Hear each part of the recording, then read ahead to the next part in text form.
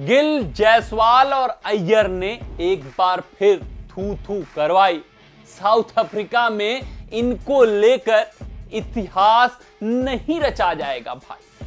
तो भारतीय team south African सरजमी पर इस बार कुछ बड़ा करने के इरादे से उतरी थी और इस श्रृंखला के लिए उन्होंने चेतेश्वर पुजारा को बाहर किया, रहाड़े को बाहर किया और अपने युवा खिलाड़ियों को मौका दिया। इस स्क्वाड में जायसवाल का दमखम था, गिल का जादू था, तो श्रेयस अय्यर का हुनर था और भारतीय टीम हुंकार भर रही थी कि इन युवा खिलाड़ियों से हम इस बार इतिहास रचने वाले हैं। और इन युवा खिलाड़ियों ने वेस्टइंडीज के खिलाफ अपना दमखम दिखाया था और दिखाया था कि भैया भारतीय टीम को हराना मुश्किल ही नहीं नामुमकिन है। लेकिन ये सभी क्रिकेट प्रशंसक भूल गए कि भैया वो वेस्टइंडीज थी, ये साउथ अफ्रीका है। और उससे भी खास बात कि ये साउथ अफ्रीका का चैलेंजिंग कंडीशन है, जहां पर गेंद लहराती भी है, गेंद में बाउंस भी होता है। यहां पर आपको रबाडा दिखेंगे, यानसिन दिखेंगे, उसके बाद काइले क्वेटजे दिखेंगे, यानी कि एक क्वालिटी पेस अटैक यहां पर आपको मिलेगा। और आप ऐसे टॉप ऑर्डर को लेकर इतिहास नहीं रच सकते जहां पर गिल मौजूद हो, जायसवाल मौजूद हो, श्रेयस अय्यर आपके टॉप ऑर्डर मौजूद हो और ये बल्लेबाज आपको लॉन्गेस्ट फॉर्मेट ऑफ क्रिकेट में सेना कंट्रीज में एक भी मैच जिताने का दमखम नहीं रखते हैं। और अंत में वही बात आ जाती है कि कोहली के कंधों पर रखकर बंदूक चलाना है तो भैया चला लो, नहीं तो कोहली ने जब कंधा हटा लिया तो फिर कुछ नहीं हो पाएगा। और आपको हम यूं ही बातें नहीं कर रहे हैं, आपको हम आंकड़े दिखाते हैं। सबसे पहले हमारे प्रिंस के आंकड़े देखिए। जब गाबा में इन्होंने 91 रन बनाया है, उसके बाद से इनके आंकड़े देख लीजिए। टेस्ट क्रिकेट में 28, 8, 17, 4, 20, 110 ये जो है वो बांग्लादेश के खिलाफ है। फिर उसके बाद 20, 7, 13, 18, 6, 20, 29, 2, 6 और एवरेज इनका मात्र 21 का है। तो 14 पारियों में ये गिल का स्कोर है और सेना कंट्रीज में तो इनका बहुत है बुरा हाल है, मतलब धोकर रख दिया इन्होंने। और नंबर 3 पर ये खेलने आ रहे हैं, सबसे कठिन पोजीशन पर और ऐसे स्थान पर ये खेलने आ रहे हैं जहां पर सबसे बड़ी जिम्मेदारी रहती है उस बल्लेबाज को। पूरा मुकाबला खेलना पड़ता है, मैच को लेकर चलना पड़ता है। और चेतेश्वर पुजारा जैसे बल्लेबाज का ये रिप्लेसमेंट है तो आप समझ सकते हैं कि इनका सूरत हाल, चेतेश्वर पुजारा का क्या इंपैक्ट था और इनका क्या इंपैक्ट आ रहा। फिर उसके बाद अगर हम दूसरे खिलाड़ी की बात करें तो इनका नाम है यशस्वी जायसवाल। भैया बहुत तूफानी अंदाज में इन्होंने टेस्ट क्रिकेट में पदार्पण किया, वेस्टइंडीज के खिलाफ जमकर बरसे।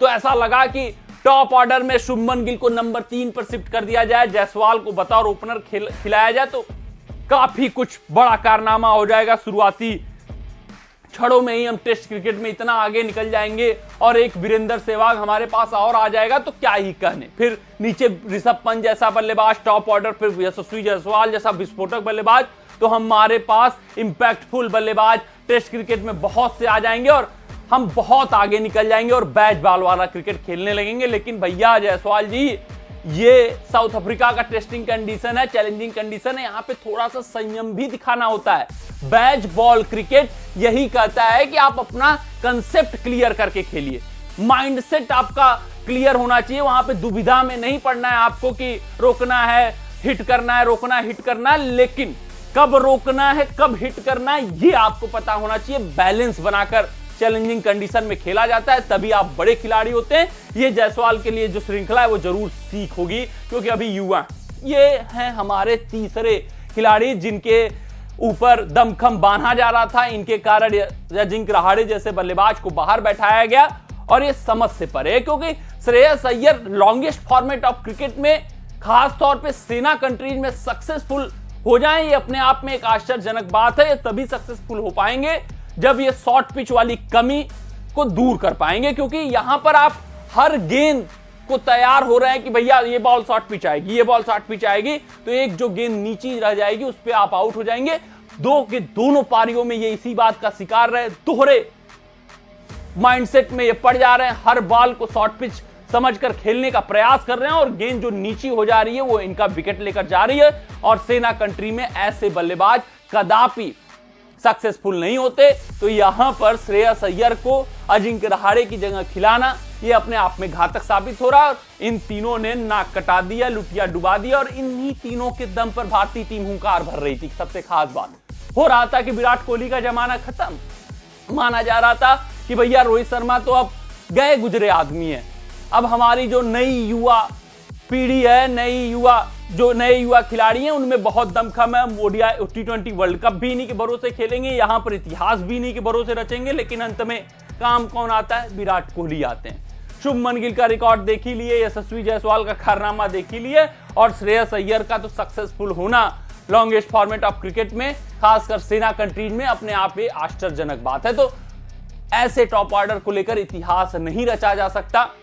बहुत ही दुविधा वाला ये जो सिलेक्शन है हुआ है, और सोच विचार करके भारतीय टीम को टेस्ट क्रिकेट में चयन करना चाहिए। खासकर श्रेयस अय्यर का जो पोजीशन है वो बहुत बड़ा सवाली निशान है। तो आज की अपने इस रिपोर्ट में बस इतना ही। आप भी कमेंट सेक्शन में कमेंट करके जरूर बताइएगा कि भैया क्या इन खिलाड़ियों के भरोसे south Africa, Australia, England, New Zealand में भारतीय टीम इतिहास रच सकती है, या फिर ऐसे ही बंटाधार होता हुआ भारतीय टीम का दिखेगा। तो आज के अपने इस रिपोर्ट में बस इतना ही। आप सभी अपना ध्यान दें, सुरक्षित रहें, स्वस्थ रहें, मस्त रहें। जय हिंद, जय भारत। अगर ये वीडियो आपको पसंद आया हो तो इसे लाइक और शेयर करें, और क्रिकेट से जुड़ी अन्य जानकारियों के लिए हमारे चैनल को सब्सक्राइब करना ना भूलें।